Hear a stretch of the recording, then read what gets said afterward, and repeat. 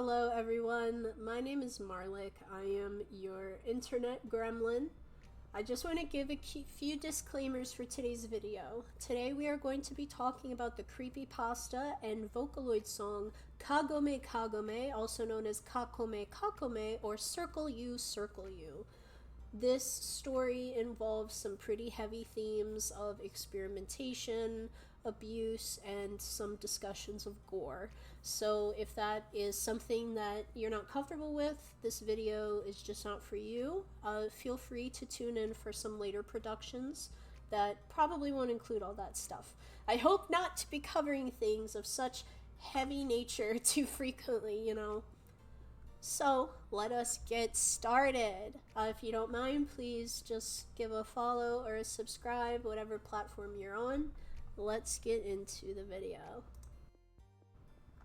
Alright, so first we're going to read the actual creepypasta, and then we're going to discuss some details that I found on the wiki for this story.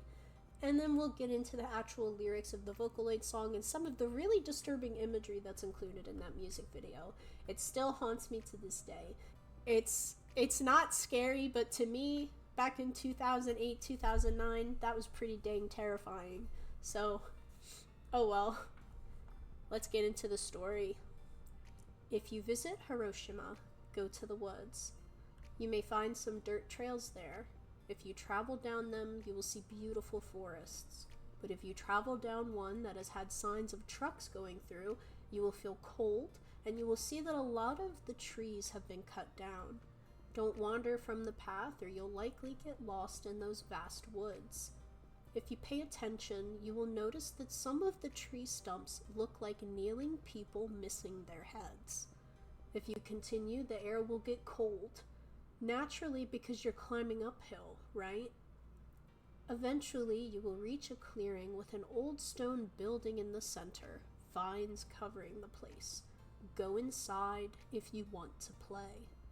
As soon as you open the door, a foul smell will be present, similar to that of a rotting corpse. If you look down the hall, it will be dark regardless of the time of day, since there are no lights. Continue down the hall. Take the first left and walk until you see a door that appears to be made out of a red-colored wood. The rest are brown. Open the door. You will find 10 happy children and caretakers, all wearing kimonos, playing in a normal playroom. One is missing her arm, another is missing his forehead, and a third lacks a jaw, but all are bandaged with clinical precision. The place should be very clean and tidy, dependent on your standard of such things, and well lit. Alright, just a quick side note. Those 3 children mentioned, it is grotesque and disturbing. Those 3 children are going to come up later. They are involved in more of our backstory. At once, your presence will draw the attention of everyone in the room, including the ones that look far too preoccupied or distracted. They will turn to look at you, carefree smiles on each of their pleasant faces. The head caretaker in all her beauty will ask, "Will you come play with us?" I'm imagining Isabel from Promised Neverland. By this time, if you haven't soiled your pants, you really should, to save yourself the trouble later. Interesting input to tell me to just shit my pants in the middle of the woods in Hiroshima. Is it Hiroshima or Hiroshima? I hope I'm not offending anyone. If you say no, the door will slam shut on you. You can attempt to exit from where you came, but you will only find another dark hallway. Open any of the brown doors from earlier to discover operating tables or bunk beds. If you continue down the 3rd hallway, you will realize that a girl is standing several meters behind you, her face shrouded by shadow. Approach her and expect your doom. Instead, continue down the hallway and try not to let her catch up with you. If you say yes, however, you will be welcomed into the room. The door will close behind you, and everyone will form a circle around you. "Now sit down and don't flinch," a cheerful voice will say. Just follow those instructions and you will survive. all light will disappear from the room, but you will still see the circle of children. Each will have a vicious expression on their face, one so vile you may flinch immediately. If you can stomach that, though, they will begin to slowly circle you. You may feel one of them lash towards you. If you look, however, there will be nothing there besides the children circling normally. If that wasn't enough, they will begin chanting, Kagome, Kagome. I really can't explain any further. No one ever lives to tell the tale of what happens then. If you flinch before they chant, they simply continue as normal. If you choose to say anything other than yes or no to the head caretaker, it is told that the children's expressions will turn mortifying, zalgonic almost. I googled that, and that word means cursed. And it comes from the Something Awful forums. Like, how does everything on the internet somehow go back to the Something Awful forums? And they will scream in human voices, decide. If you do anything besides say yes or no from here, it is told that the children and caretakers will slam the door on you. That's it? If you turn around, the story varies. Supposedly, your worst fear will be waiting at the other end of the hallway, separating you from your exit. Most notably, this character is aka Monto, or the Rake. I forgot that the Rake was in this story. I forgot that the Rake was in this story. The least you can do is greet the creature before he tears you unto oblivion. If he has the capacity, he may well respond, and you will die as a polite person. Don't greet him, and you will end up as another one of the beheaded bodies along the trail. If you respond, I don't understand, and you must be genuine, the head caretaker will say, go to your school and watch your children play. You should understand then. Nothing will have changed. Close the door on your way out. It's common courtesy. Okay, well, besides the fact that we get jump scared by the Rake at the end, I need to make a video on the Rake, because the origin story of the Rake is actually pretty hilarious. So, the story talks about if you happen to wander into this orphanage in the woods in Hiroshima, and you go down a certain path to a certain door that's red, you open it, and there's going to be these 10 people, some kids and some caretakers, all in traditional kimono. The really scary part is when they talk about those 3 kids. You have the child who's missing an arm, the child missing their lower jaw, and a child missing their forehead, which I'm taking that to mean like the top of their head, which I don't know how they're alive, but okay. If we go to more details included on the wiki, it talks about what the actual experiment was. The experiment was being performed by Nazi scientists that were borrowing orphans from the Japanese government and basically setting up shop at an orphanage in the woods and having a collaborative effort of like, hey, we will let you experiment on our people if you will share your findings with us. And the Nazis were like, cool. And the Japanese government was like, cool. Again, this is all fictional. Please don't sue me, Germany or Japan. The experiment itself was that they were trying to find the kill switch, the switch of immortality. And the Nazis hypothesized that when someone reached adulthood, that switch, that kill switch, would be flipped by their brain that would signal the body to start degrading and aging. Basically starting the inevitable process of death. But it wouldn't be immediate, it would be slow and gradual, like essentially the switch is flipped and you're gonna start getting gray hairs and your back's gonna start hurting in your mid-30s. That's what the Nazis were saying, at least from my interpretation, in this fictional scenario. Again, this is all fiction. How many times can I say it? The Nazis said, well, adults, we're gonna try and turn off the kill switch. Let's see if we can do it. And they started experimenting on the caretakers. But they quickly found that they weren't getting the results they wanted, and they instead wanted to experiment on the children. They believed that because these orphans had, quote, nothing else to live for, that if possible, they would be able to remove the kill switch and stop the aging process, therefore creating immortality. The song Kagome Kagome posted to Pia Poro like back in 2009, that song talks about, in the lyrics, how the Nazis were trying to create an elixir of life from the brains of these kids. I'd rather stick to the actual Creepypasta's interpretation, saying that, hey, we're trying to remove this kill switch, we're trying to remove this mechanism of the brain that begins the eventual process of aging to death. I just find that to be more in my head canon, but, you know, whichever one y'all want to go with, fine with me. They started experimenting on the kids, and this is where the three kids really come into play: the forehead, the jaw, and the arm.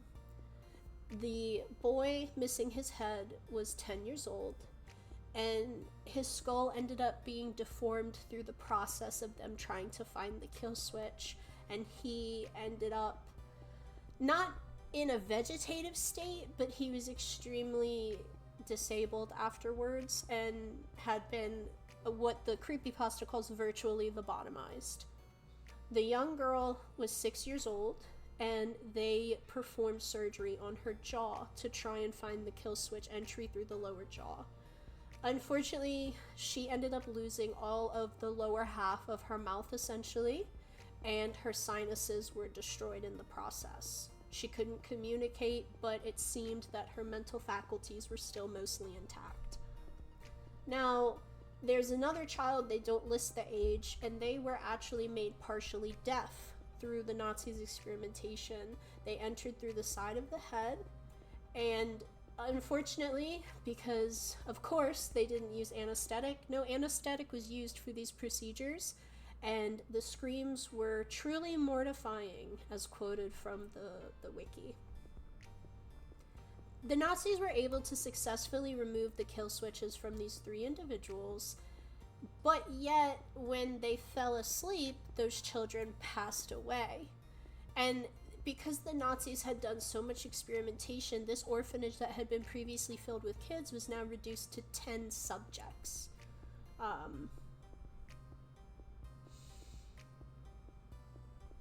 They then thought that if they introduced a chemical to the patient, that they could stop the process of the kill switch being flipped that way, instead of just removing it altogether.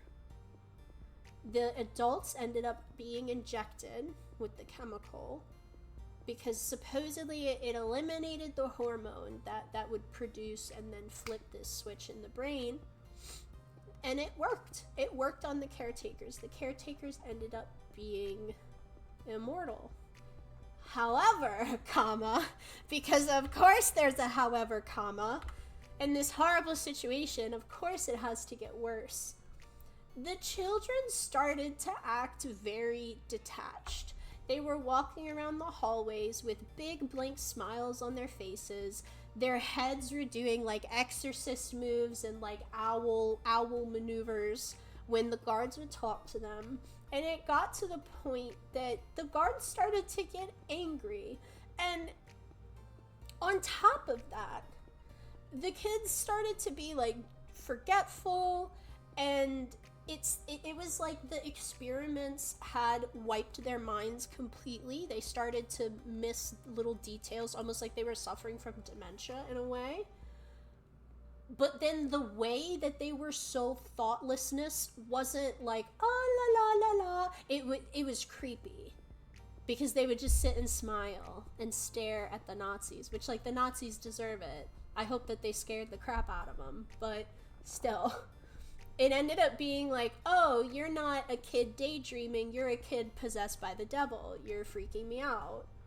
There was one child that ended up rebelling, and the child was said to have red hair, and there were sightings of this kid, even though the scientists claimed that they hadn't actually experimented on a child with red hair for a really long time. This one kid, they were 8 years old, she would destroy data, she would destroy files, she would break the equipment, she would do everything she could to like mess up what the Nazis were doing, and she ended up actually having like the most grotesque ending in the music video itself. Even though the story says she has red hair, the MV gives her blue hair. Don't get confused. I believe that these are the same character. And the scientists hated her because she would destroy all of their stuff. But the soldiers were the ones that actually ended up attacking her, and they, I'm trying to find a way to phrase this, schmoove off, and she ended up becoming one of the headless things mentioned in the creepypasta. It was bad. It was bad. I'll flash like an image of what the music video claims. The music video shows the scientists actually committing the act, but according to the source material, it was actually the soldiers that went and killed the young girl. There's a point in which there's like a personal note from one of the soldiers, and they talk about how the kids are starting to play Circle You a lot more. They're starting to play this game pretty frequently. And it's freaking the soldiers out to the point that they felt it important to actually write it down. And funny enough, that ends up being the game that, you know, happens to be played when you, the unsuspecting innocent individual just wandering, you know, honestly, you're kind of trespassing on like private property in the middle of Japan, so maybe you're not so innocent. You stumble upon these people playing the Circle You game. In the end, they claim that the scientists in this experiment were ultimately killed by the kids.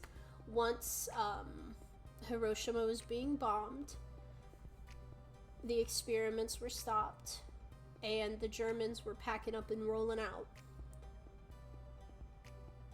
There were like 4 or 5 scientists left over at the place, and they told the workers of the orphanage, hey, we're packing up and rolling out. It's getting bad. Germany's losing the war. We're gonna get Audi 500. We're gone. And all the caretakers could say in response were, in perfect German, like perfect tone and everything, perfect pronunciation, will you play one last game with us? And like dumbasses, you know, all the scientists agree. They get in the circle of kids, and only one of the scientists are able to make it out alive by jumping into the back of a truck as it's driving away.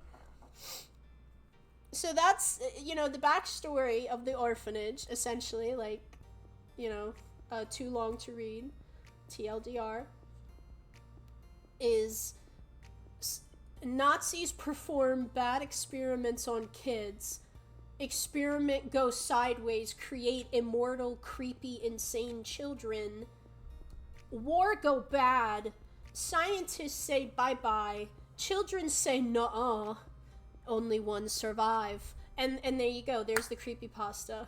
Or the background to the creepypasta. The creepypasta itself is almost like a ritual creepypasta, in my opinion, where you're like, is it saying, like, I have to complete these steps? Is it saying that I have a choice? I'm a little torn on that myself. Is it saying that I have to take this path, or fuck around and find out if you don't take this path?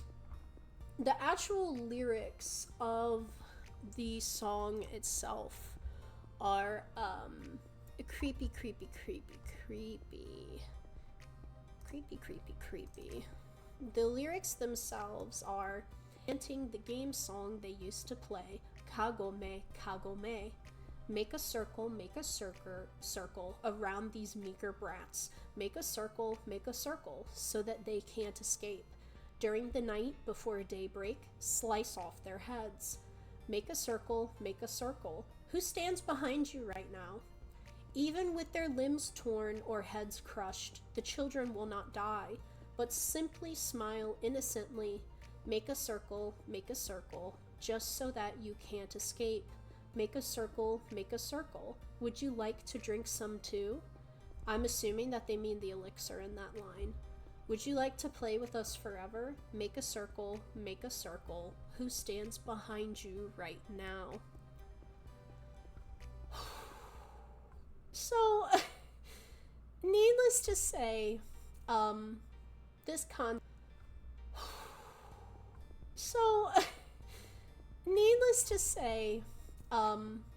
this concept is creepy as hell. It's definitely one of those stories that you read it and it doesn't seem too scary, but then you see the community get a hold of it and they end up creating something absolutely horrifying out of it. And that's when we're gonna get to the imagery that I want to talk about in the music video. There's this one very distinct part of the animated music video in which it shows the rebellious child that, like I mentioned before, was said to have red hair in the story, but in the music video has blue pigtails. And you see a group of soldier scientist people surrounding the individual, and they all have sharp tools in their hands, and if you were listening earlier, you know what's gonna happen next. And they show it. They show a PNG, someone sat there and drew this on their computer, on their iPad. Why? I don't know. I'm telling you, I can't even look at it right now. I'm not gonna look at it. I'm not gonna put it in this video. It freaks me the hell out. This is one of those stories that I would scoff at, but then I would actually watch the video and look at the lyrics and it would scare me to my core. Like Jeff the Killer. The story itself wasn't spooky, but the imagery attached to it is what got me so frazzled. I enjoyed talking about this story. If you are interested in some other disturbing Vocaloid songs that you want me to cover or some creepypastas, please leave a comment below. Also, that's my chair. I promise you that that's my chair if the mic picked that up. That's not me. I would laugh if it was me. I promise you. Other than that, I will see y'all later and have a nice day. Bye!